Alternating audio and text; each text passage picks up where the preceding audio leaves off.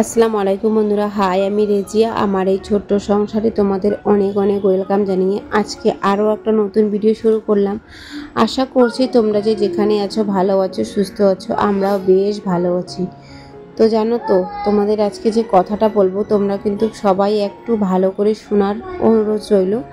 আর please বন্ধুরা, তোমাদের কাছে একটা জিনিস চাই নিচ্ছি আজকে আমি, যে প্লিজ বন্ধুরা যারা ভিডিওটা দেখছো শুরু করেছো, স্কিপ না করে সম্পূর্ণটা দেখার অনুরোধ রইল। আর ছোট্ট করে একটা লাইক করে দিও।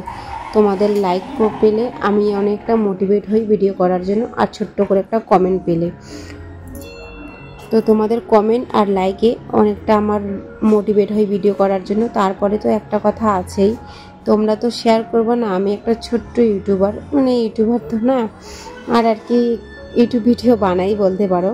তো তোমরা তো শেয়ার করবা না, কারণ হচ্ছে এটাই যে তোমরা যদি একটা লাইক করে দাও তো সেই ভিডিওটা আমার অন্য জায়গায় পৌঁছাতে অনেকটাই সাহায্য হবে। তো আজকে কিন্তু সকালবেলা একবার উঠে ঘুমিয়ে পড়েছিলাম, তারপরে আবার 9টার সময় উঠেছি। জানো তো, একদম ঘুমটা মানে কি বলবো, এতটা লেগেছিল। সকালবেলা উঠে 5:30টার সময় উঠেছিলাম, উঠে আবারও ঘুমিয়ে পড়েছিলাম। পাক্কা 9টার সময় ঘুমটা ভেঙেছে। বড়মশাই কিন্তু না খেয়ে আজকে চলে গিয়েছে সকালবেলা, আমাকে উঠায় নাই বলতে পারো আর কি। আমি বললাম যে খেয়ে যাও, ও আমাকে যাবার সময় শুধু বলে দিয়ে গেল যে যাচ্ছি। তাই আমি বললাম কি খেয়ে যত, বললো কি না খাবো না, তুমি ঘুমাও। অনেকটা রাত্রে করে ঘুমিয়েছিলা, সেজন্য আর কি আমি ভিডিও এডিটিং করেছিলাম, অনেকটা রাত হয়ে গিয়েছিল, সেজন্য আমাকে আর ডিস্টার্ব করে নাই সে। ও না খেয়ে চলে গিয়েছিল। তো খুবই খারাপ লাগছিল, না খেয়ে সকালবেলা চলে গিয়েছে। সকালবেলা বাসি মুখে যেতে দেই না, কিন্তু চলে গিয়েছিল। আর মাও আগে বলতো যে বাসি মুখে কোনোদিনও পাঠাতে নাই নাকি সকালবেলা। আমার ছেলেটা খুব দুষ্টুমি করছে, এখানে ভিডিওর ভয়েস দিচ্ছি, তো একটু তোমরা মানিয়ে নিও প্লিজ। সকালবেলা একটু লেট হয়ে গিয়েছে, তো মাথার মধ্যে পাহাড়টা ভেঙে পড়েছে, কিভাবে কাজগুলো কমপ্লিট করব সেটাই ভেবে। আর আজকে যে টপিকটা নিয়ে ভিডিও করব, সত্যি বলছি বন্ধুরা, যারা মা হবা প্লিজ বন্ধুরা, এই মধ্যবিত্ত সংসারে কিন্তু কিছু হাতে টাকা নিয়ে তারপরে কিন্তু এই সিদ্ধান্তটা নিও বাচ্চা নেওয়ার কথাটা। কারণ কি বলতো, মা হওয়া কিন্তু একটা চ্যালেঞ্জের ব্যাপার থাকে। আমি যেমন আগে এখানে ছিলাম, আমি যেই জায়গাটায় আছি আর কি, এটা কিন্তু আমার আগে, এটা ঘর আমার ছিল না। আগে কিন্তু আমি শ্বশুরবাড়ি মানে আমার শাশুড়ির কাছে ছিলাম। এখানে কিন্তু আমাদের 3টা ঘর আছে। আমার বড় যা, আমার শাশুড়ি একসাথে থাকে, আর আমি ওখানেই ছিলাম বিয়ে হওয়ার পর। তারপরে আমাকে এই জায়গাটা দিয়েছে। এখানে এখন ঘর করে আমি নিজের মতো করে আছি। তো এটা করার পর, ঘরটা করার পর আমরা কিন্তু চলে গিয়েছিলাম দলগা বীরপাড়া, আমার বাবা বাড়ির ওখান থেকে আধা ঘন্টা রাস্তা। আমার দাদা সেখানে একটা দোকান খুলে দিয়েছিল আমার হাজব্যান্ডকে, সেখানে আমরা কাজকর্ম করতাম। আর হাজব্যান্ড করতো আর কি পোলট্রির দোকান। সেই মাশাআল্লাহ ওখানে কিন্তু ভালো খাওয়া দাওয়া, ভালো চলতাম আর কি। টাকার কই অভাবটা বুঝতে পারি নাই, এখন যতটা আর কি বুঝি। সেখানে তখন কিন্তু আমরা কোনো বুঝতাম না, এত আমাদের ঋণ দানা, এত ঋণ ধার এরকম কোনো কিছু ছিল না। আমরা বিন্দাস শুধু খেতাম আর একটু ঘুরতাম, এদিক এদিক যেতাম। এটা আমাদের কিন্তু বেশ একটা মানে ভালো লাইফ ছিল। তো বাবু পেটে আসার পর 3 মাস পরে আর কি আমরা এখানে চলে এসেছি। কারণ সবাই বলে নাকি যে যেমন করবে সেমন পাবে। তো শ্বশুর শাশুড়িকে তো দেখতে লাগেই। তো শাশুড়ি তো চলেই গেল আর কি বাবু হওয়ার পর। বাবু হওয়ার বাবু হওয়ার 1.5 বছর পর আমার শাশুড়ি মারা গিয়েছে আর কি। তো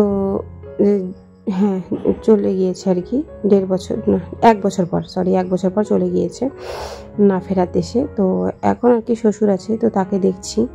তো এখন আর কি নাই, উনি ঘুরতে গিয়েছে, সেজন্য আর কি আমরা তো ওখানে 2জনই খাচ্ছি। আর আসলে হয়তো সবার ঘরে খাই আর কি। তো তোমরা তো জানোই, যেদিন এখানে খাই তোমাদের সাথে তো শেয়ার করি। তো দেখো আর কি, তো তোমাদের সেটাই বলবো যে যদি মধ্যবিত্ত সংসারে একটা বাচ্চা নেওয়ার প্ল্যান করো, তোমরা আগে কিন্তু টাকাটা সেভ করার অনুরোধ ছিল, তারপরে কিন্তু বাচ্চা নিও। কারণ বাচ্চা হওয়ার পর অনেকটাই আর কি স্যাক্রিফাইস করতে লাগে, অনেক কিছু করতে লাগে, অনেক টাকা লাগে। সবটাই যারা যারা মানে মা হয়েছে এখন, বা মা হবে, বা মা হয়ে রয়েছে, তারা কিন্তু অবশ্যই জানে যে কতটা আর কি টাকার প্রয়োজন বাচ্চা হওয়ার পর থেকে আর কি। আর মধ্যবিত্ত সংসারে আমি বললাম, আমি এখন বুঝছি যে টাকাটা কতটা ইম্পর্টেন্ট জিনিস একটা। তার মধ্যে বাচ্চার চাহিদা, বাচ্চার খাওয়া দাওয়া যখনও আবার বুঝতে পারে, এখন যেমন বলতে পারে পরিবারের সমস্ত কিছুটাই ওকে কিন্তু আমাকে যা যা বলে তা কিন্তু করতে লাগে, দিতে লাগে, নাহলে কিন্তু ও অনেকটা কান্নাকাটি করে। সেজন্য আর কি বললাম তোমাদেরকে, একটা মা হওয়া একটা কিন্তু চ্যালেঞ্জেরই ব্যাপার। তো যারা যারা মা হবে আর হতে চাচ্ছ তারা কিন্তু আগে অনেকটা টাকা জমিয়ে তারপরে কিন্তু এই সিদ্ধান্তটা নিও। আর যার ভুলবশত হয়ে যায় বা হয়ে গিয়েছে সে তো কোনো ব্যাপার না। আমরা যেমন বেবি মানে বিয়ে হওয়ার 6 বছর পর, হ্যাঁ 6 বছর চলতেছে, 3 সাড়ে 3 বছর পর আমরা কিন্তু বেবি নিয়েছি। তো কি বলবো বলো তো, যে মানে বললাম না এখানে যখন ছিলাম অনেকটাই কষ্টের মধ্যে ছিলাম। তারপরে যে ওখানে গিয়েছি তারপরে তো ভেবেছি যে এখন বাচ্চা নেব, তারপরে তো ভেবেছিলাম ওই জায়গাটায় থাকবো। তারপরে মা বাবা বললো যে না, যা ওখানে ঘর বাড়ি বানিয়েছিস ওখানে যা। তারপরে ভাড়া দিয়েছিলাম অনেক, মানে একটা সবার ফ্যামিলিতে আর কি একটা হয় না, তো সেরকম আর কি। আমাদের তো তেমন কোনো কিছু হয়নি, শুধু আমার হাজব্যান্ড ওখানে দোকান নিয়ে চলে গিয়েছিলো। তারপরে আমি একাই এখানে কীভাবে থাকবো, হাজব্যান্ড ছাড়া নতুন। তারপরে আর কি আমাকেও নিয়ে গিয়েছিলো, ভাড়া বাড়িতে ছিলাম, বিন্দাস ছিলাম, খাওয়া দাওয়া সমস্ত কিছুটাই ভালো ছিল। বেবি চলে আসলো পেটে, 3 মাস পর ওখান থেকে আলিপুরে ডাক্তার দেখানো, সমস্ত কিছুটাই করা শাশুড়ি করে দিয়েছিল, বলবো না যে করে নেই, সমস্ত কিছুটাই হেল্প করছিল আর কি। তারপরে তো এসে মারা গেল বাবু হওয়ার পর। যখন হচ্ছিল আমার বেবি তখন আমার শাশুড়ি ওখানেই ছিল আর কি। আমার শাশুড়ি তো সিসিওতে ছিল আর কি, তো হসপিটালের আর কি নার্স ছিল। তো এদিকে রান্না করছি, ডাল আর আলু সিদ্ধ করছি আমাদের জন্য, আর পুচকুসোনার জন্য একটা মাছের পিস রেখেছিলাম, সেই মাছের পিসটা রান্না করে দিয়েছি ওকে আর কি, ভেজে দিয়েছি। আর এদিকে আলু সিদ্ধ করে আমরা আজকে খাওয়া দাওয়াটা করবো। আর পুচকুসোনার জন্য মাছ করেছি। বললাম না এই মধ্যবিত্ত সংসারে তো বাচ্চার জন্য কিন্তু অনেক টাকা রেখে তারপরে কিন্তু এই ডিসিশানটা নিতে লাগে যে বাচ্চা আমরা কবে নিব, কখন নিব। টাকা না থাকলে কিন্তু কেউ কারো সাথ দিবে না, মা বাবার কতই দিবে বা। তো এটাই আর কি বলছি, যারাও নিবা আর যারা নেওয়ার প্ল্যান করছো আগে টাকাটা সেভ করে নাও হাতে, তারপরেই কিন্তু এই ডিসিশানটা নিও। যেমন আমরা কিছু টাকাটা রেখেছিলাম, এখন তো আর সেই টাকা অতদিন আর থাকবে না। আর তো এখানে এসে তো সেই ব্যবসাও আর ছিল না। প্রথমে মাছ আর কি বিক্রি করলো, তারপরে তোমার হচ্ছে কাপড়ের দোকানে ছিল। এখন আর কি অনেকটাই মানে ভালো আছে বলতে পারো মোটামুটি। এখন আর কি নিজের টোটো আছে, সেই টোটোটায় ব্যবসা করে আর কি খাচ্ছি আমরা। তো খুবই আর কি প্রবলেমের মধ্যে দিয়ে যাই, বুঝতেই পারো একটা মধ্যবিত্ত সংসারে কিন্তু একটা মানে একটা কাজের উপর এত কিছু কিন্তু সম্ভব না। তারপরে আবার ঋণ দানা তো কিস্তি আছেই আমাদের এই মধ্যবিত্ত সংসারে, সেটা না থাকলে তো কোনোদিনও হবেই না। তো সেটা নিয়েই আমাদের আর কি বেঁচে থাকতে লাগে, ভালো থাকতে লাগে। তো তোমাদেরকে আমি এই কাজগুলো আর কথাগুলো বললাম, অবশ্যই কিন্তু তোমরা মাথায় রেখে এই মানে কাজটা করো তোমরা। আর যাদের উপরবেলা যখন দেবে তখন তো তাকে নিতেই হবে। তো দেখো এদিকে 150 টাকার মাছ নিয়ে এসেছে আর কি, শিঙি মাছ, পুচকুসোনাকে খাওয়াবো বলে। ওর শরীরটা তো জানোই তোমরা কতটা দুর্বল। তার মধ্যে ডক্টর দেখিয়েছিলাম, ডক্টর বলেছিল মাছ আর ডিম খাওয়াতে, মাংসটা একটু দিতে নাই করেছিল। তো সেজন্য আর কি ওর জন্য মাছ আনা হয়েছে, শিঙি মাছ। তো যেই দাদাটার সাথে আগে ব্যবসা করতো মাছের ব্যবসা, সেই আর কি ওই দাদাটাকে বলা হয়েছিল, তারপরে ওই দাদাটা নিয়ে এসেছিল। এদিকে যে জামা কাপড়গুলো আর কি ধুতে যাব, তার আগে বাসন মাজার পর আমার শরীরটা এতটা খারাপ হয়ে গেল না, মাথা ব্যথা উঠে গিয়েছিল। পরে তো বাসন মাজতেছি, ওখানে বড়মশাই একটু মাথার মধ্যে বাম লাগিয়ে দিল। তারপরে আর কি একটু সুস্থ হলাম, তারপরে স্নান করলাম। জল বড়মশাই নিয়ে এসেছিল, কাপড় চোপড় সব ওই ধুয়েছে, আমি শুধু স্নান করে এখন আর কি ভাত খাবো। ভাত খাওয়ার আগেই মানে পুচকুসোনা উঠে গেল।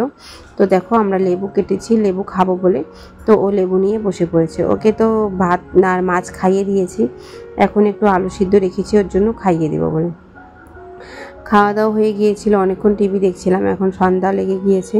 তো ভাবছি ওকে একটু কিছু খাওয়াবো, তো যাই ওকে কিছু দিব খেতে, আর আমিও একটু চা করে নিই, চা খাবো বলে। এদিকে ওকে এখন কার্টুন লাগিয়ে দিয়েছে, ও কার্টুন দেখছে, আর দেখো তোমাদের গাড়ি দেখাচ্ছে ও। তো একটু চা করে নিব, কারণ না বেশ মাথা ব্যথা করছে।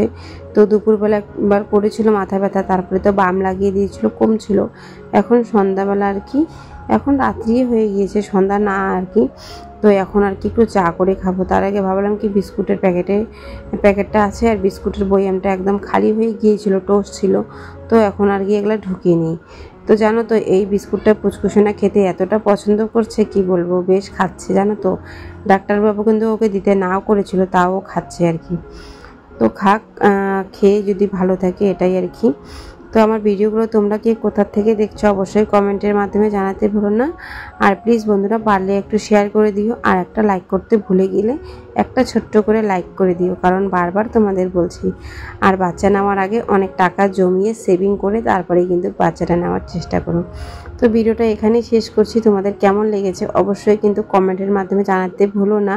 তো তোমরা সবাই ভালো থেকো, সুস্থ থেকো। কালকে আবার একটা নতুন ভিডিওর সাথে দেখা হচ্ছে। আল্লাহ হাফেজ।